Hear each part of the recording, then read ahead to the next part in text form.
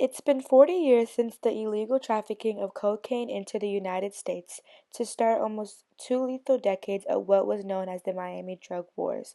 Drug empires such as the Medellin cartel turned Miami into a murder capital led by the notorious Pablo Escobar. While Pablo was working business in Colombia, the godmother Griselda Blanco was in Miami causing the violent drug wars. Resulting in the high drug use in the United States, it created the foundation of the Drug Enforcement Agency, known as the DEA, to be formed in 1973 to limit the drug dilemma in the United States. During the time from the early 1970s to the late 1980s, the rise of the international drug trade began to dominate life in many urban centers in the United States. The narcotic imported, mainly cocaine from Colombia into Miami, started what came to be known as the Miami Drug Wars. As the drug cartel's activity became more aggressive and influential in the United States cities, law enforcement agencies such as the DEA from 1973 to 1989 held tasks with fighting this drug war. The DEA, only dealing with smaller drugs at the time, like marijuana, had significant weight on their shoulders as reintroduction to cocaine in the United States hit them fast and hard. The United States refused to tolerate the importation of cocaine into the country.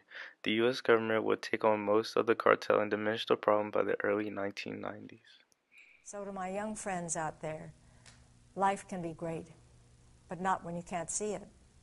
So open your eyes to life, to see it in the vivid colors that God gave us as a precious gift to his children, to enjoy life to the fullest and to make it count.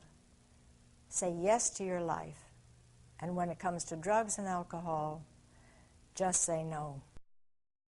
By the United States and the Drug Enforcement Administration standing up and fighting for intolerance of the narcotic issue in Miami, they were able to build a much safer and drugless environment.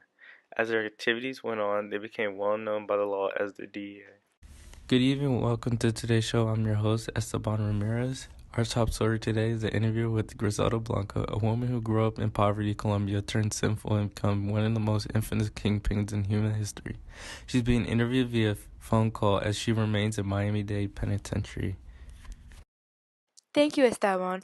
I'm here on the phone with Griselda Blanco, one of the most powerful drug dealers of our time, live from Miami-Dade Penitentiary. Hello, Griselda. Thank you for joining us on this phone call. Thank you for having me. So, how was your life growing up in Colombia? Well, being born in Cartagena was very difficult. My mother was very abusive, and I grew up in La Violencia, which was the violent civil war in Colombia. The war changed me, or a matter of fact, it formed me into the woman I became. I remember my first murder, which led to the introduction of the murder business. I was only 11 years old. I kidnapped a young boy who belongs to two wealthy valley parents and held him for ransom. When they failed to pay, I put a bullet between his eyes without hesitation.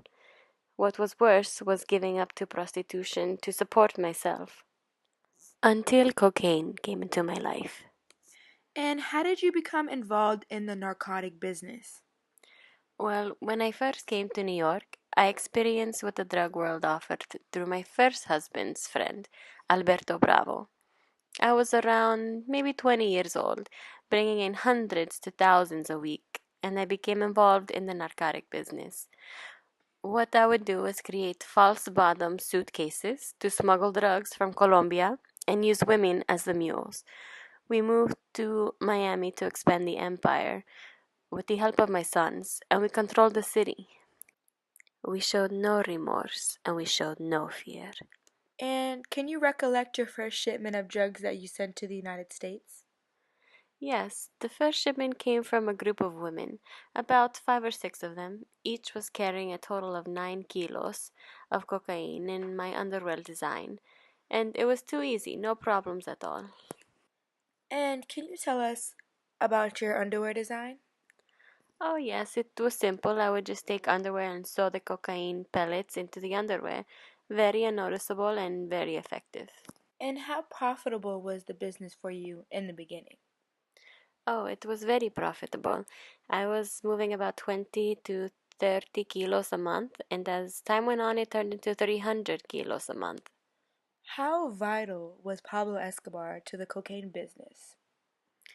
Well, he kept the cartel as powerful as it was. It was like he was next in line to run the operations. When I was on the run, he would keep the business going. And how was your relationship with Pablo? Oh, I hated Pablo, and Pablo hated me. When we started the Medellin cartel, we were more of business partners rather than friends. But that interfered with my money. Pablo, thinking he's so high and mighty, tried to take over my business. It even went to a point where we hired sicarios, which are hitmen, to hunt down each other. It did not matter how much money he had. That mother was going to think twice before crossing my territory. And who were your pilots? What type of men were they? The pilots were Mickey Monday, Carlos Leder, and Barry Seal. Mickey was more of my personal pilot rather than the cartels.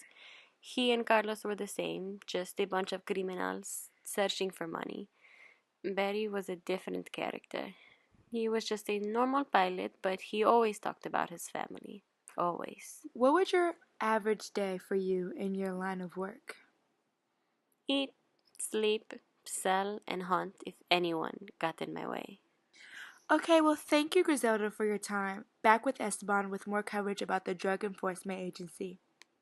The Drug Enforcement Agency was created in 1973 by President Richard Nixon. The mission for the DEA was to limit the drug use in the United States as it was starting to become a problem.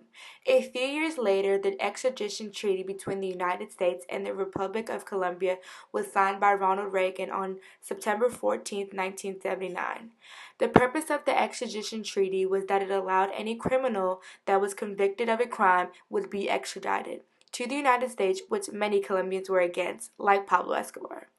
The task of bringing down these cocaine traffickers may have been difficult, but with the United States government, it made things possible as the biggest drug pin, Pablo Escobar, was killed in Colombia on December 2nd, 1993, by the DEA in a shootout. Due to the creation of the Drug Enforcement Agency, it helped slowly but surely limiting the drug trafficking and violence in the United States.